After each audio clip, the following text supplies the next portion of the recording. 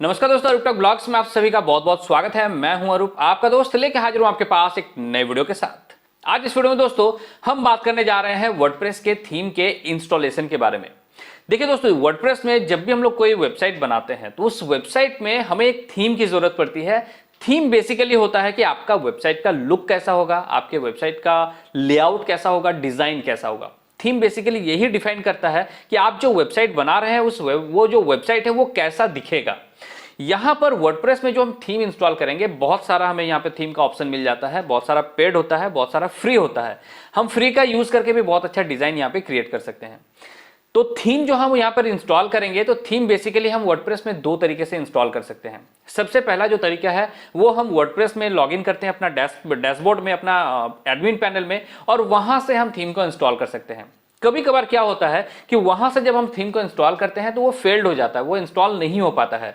तो उस केस में हम लोग दूसरे तरीका अपनाते हैं, यानी थीम को डाउनलोड करते हैं और उसके बाद फिर हम उसको इंपोर्ट करके वर्डप्रेस में इंस्टॉल कर लेते हैं। तो दोनों ही तरीका मैं आज इस वीडियो में बताने वाला हूं कि कैसे हम इंटरनली थीम को इंस्टॉल करते हैं और कैसे हम बाहर से डाउनलोड करके उस थीम को वहां पर इंस्टॉल करते हैं। तो वीडियो दोस्तों काफी इंफॉर्मेटिव होने वाली है, वीडियो को पूरा अंत तक जरूर देखिएगा। तो चलिए दोस्तों वीडियो में आगे बढ़ते हैं। उससे पहले अगर आप इस चैनल पे नए हैं तो चैनल को सब्सक्राइब करके बेल आइकन को दबा लें, ताकि हमारे चैनल पर आने वाले सारी वीडियोस की नोटिफिकेशंस आपको हमेशा मिलती रहे। सो यहाँ पर जो थीम बाय डिफॉल्ट जो वर्डप्रेस यहाँ पे इंस्टॉल करके देती है, अगर उस थीम को हम यहाँ पर देखें तो देखिए वो एक बेसिक सा थीम नजर आ रहा है। और यहाँ पर जो इस थीम का यूज करके अगर हम कोई वेबसाइट क्रिएट करते हैं तो वो वेबसाइट उतना अट्रैक्टिव नहीं होगा, उतना ब्यूटीफुल नहीं होगा, उतना मतलब यूजर को वो अट्रैक्ट नहीं करेगा। इसीलिए इन सारे थीम्स का हम यूज नहीं करेंगे, हम यहाँ पर एक नया थीम इंस्टॉल करेंगे। नया थीम इंस्टॉल करने के लिए आपको अपने वर्डप्रेस के डैशबोर्ड में लॉगिन कर लेना है। तो डैशबोर्ड में लॉगिन करने के बाद अब आपको थीम इंस्टॉल करने के लिए जाना होगा आपको अपीयरेंस वाला ऑप्शन में। अपीयरेंस में जैसे हम आएंगे तो यहां पर हमें ऑप्शन मिलेगी थीम्स। जैसे इस पे हम क्लिक करेंगे तो यहां पर वर्डप्रेस हमें तीन थीम बाय डिफॉल्ट देती है। वो थीम है यहां पर 2021 और 2023 और 2022। ये जो तीन थीम है वर्डप्रेस हमें यहां पर बाय डिफॉल्ट देती है। लेकिन इन सारे थीम्स का हम यूज नहीं करेंगे, यहां पर हम एक नया थीम को इंस्टॉल करेंगे। तो जैसे दोस्तों आप आ जाएंगे थीम के ऑप्शन में, तो यहां पर नया थीम इंस्टॉल करने के लिए आपको ऊपर में एक बटन मिलेगी ऐड न्यू। जैसे इस पे आप क्लिक करेंगे, क्लिक करते ही आपके सामने एक नया स्क्रीन ओपन हो जाएगी और यहां पर बहुत सारा थीम आपको नजर आना शुरू हो जाएगा। जैसे आप स्क्रॉल करेंगे तो बहुत सारा थीम आपको यहां पर दिखाई देगा। ये जो थीम है, ये सारा थीम आपका वर्डप्रेस में इंस्टॉल नहीं है, मतलब वर्डप्रेस के अंदर इनबिल्ड ये सारे थीम नहीं है। यहां पर जितने भी थीम्स आपको दिख रही है, ये सारा थीम wordpress.org साइट से यहां पर फैच हो रही है। यानी आप जब भी कोई भी थीम यहां पर इंस्टॉल करेंगे तो आपका कंप्यूटर यहां इंटरनेट के साथ कनेक्ट होना चाहिए, तभी आपको यहां पर थीम्स नजर आएगी और आप यहां से थीम्स को इंस्टॉल कर पाएंगे।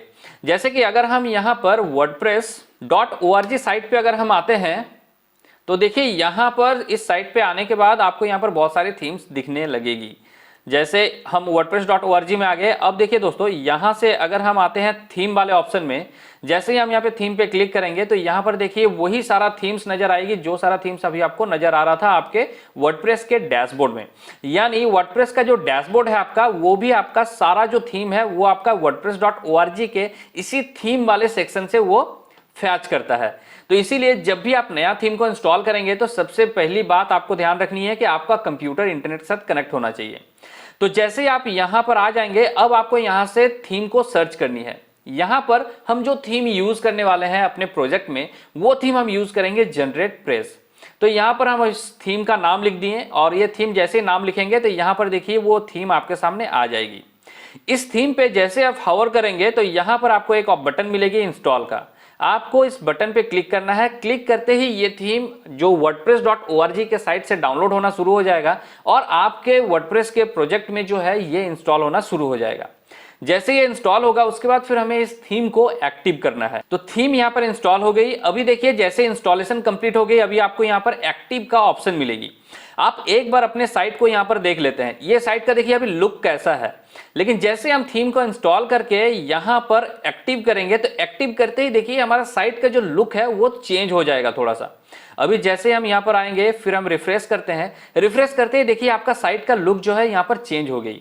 इसका मतलब थीम जो है आपका साइट के लुक को एकदम पूरा चेंज कर देता है और आप जिस भी थीम को यूज करेंगे यहां पर उस थीम के अकॉर्डिंग आपका साइट का लुक चेंज होगा। लेकिन अगर हम देखें यहां पर तो इस थीम में जो हमें लुक नजर आ रहा है, अगर हम थीम डिटेल में जाएंगे तो देखिए थीम का लुक यहां पे बहुत सुंदर दिख रहा है। लेकिन हम अगर अपने वेबसाइट में आते हैं तो यहां पर देखिए उस तरह का लुक नहीं आ रहा है।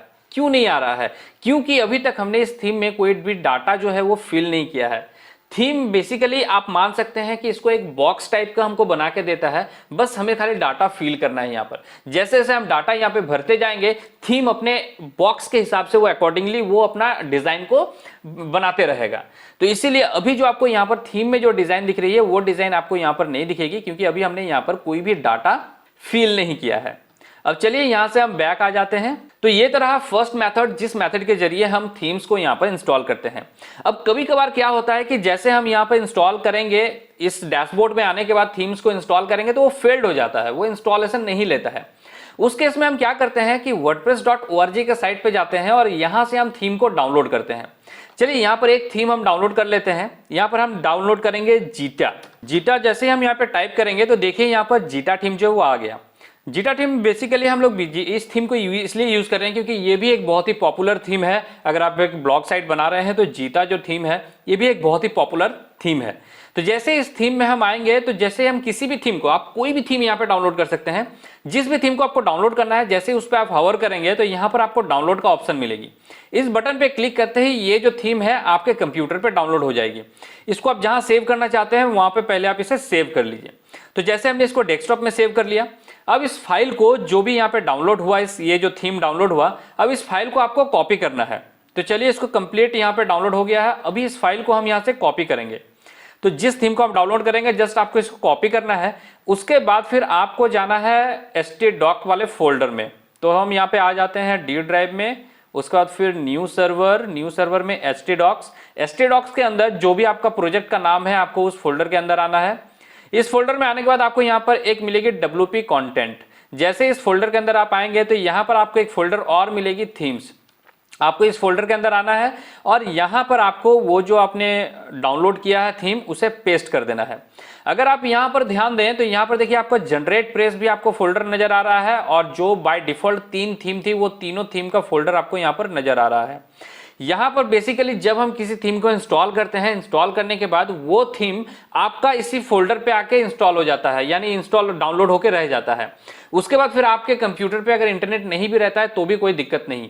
थीम को इंस्टॉल करने के लिए आपको आपके कंप्यूटर को इंटरनेट के साथ कनेक्ट करना होगा। एक बार थीम आपके प्रोजेक्ट में इंस्टॉल हो गई, उसके बाद फिर आपके कंप्यूटर इंटरनेट से कनेक्ट ना भी हो तो भी कोई दिक्कत नहीं, आप ऑफलाइन भी यहाँ पर काम कर सकते हैं।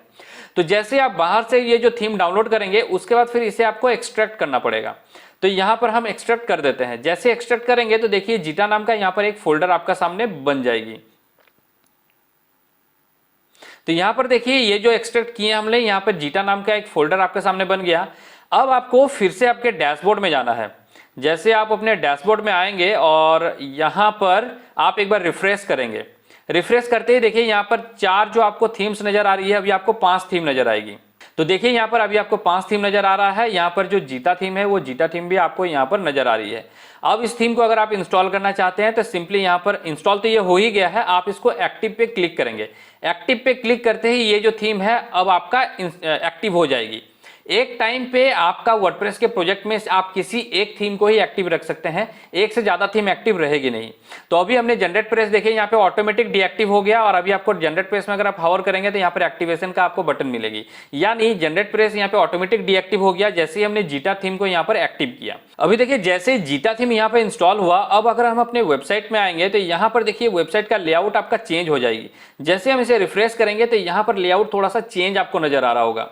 ये बेसिकली थीम के कारण ही हुआ। जिस भी थीम को आप यूज करेंगे उस थीम में जिस तरह से लेआउट बनाया हुआ है अपने वेबसाइट की, आपका वेबसाइट उसी हिसाब से चेंज हो जाएगी। तो यहाँ पर हमने दोनों मेथड को देख लिया कि कैसे हम अपने डैशबोर्ड के अंदर से थीम को इंस्टॉल कर सकते हैं और बाहर से डाउनलोड करके भी आप अपने प्रोजेक्ट में थीम को इंस्टॉल कर सकते हैं। तो दोनों ही तरीका हमने यहाँ पर सीखा थीम को इंस्टॉल करने की। अब आगे आने वाले वीडियोस में हम देखेंगे कि हम इस पे कैसे काम करते हैं। तो बस दोस्तों, फिलहाल आज के वीडियो में इतना ही। वीडियो को देखने के लिए बहुत बहुत धन्यवाद। आपको वीडियो कैसा लगा, वीडियो के नीचे कमेंट करके मुझे जरूर बताएं। अगर वीडियो आपको पसंद आए तो इसे लाइक करें, शेयर करें। चैनल को दोस्तों अभी तक अगर सब्सक्राइब नहीं किया तो चैनल को भी सब्सक्राइब करके बेल आइकन को दबा लें। तो मिलता है दोस्तों सबसे अगले वीडियो में, तब तक bye bye and take care.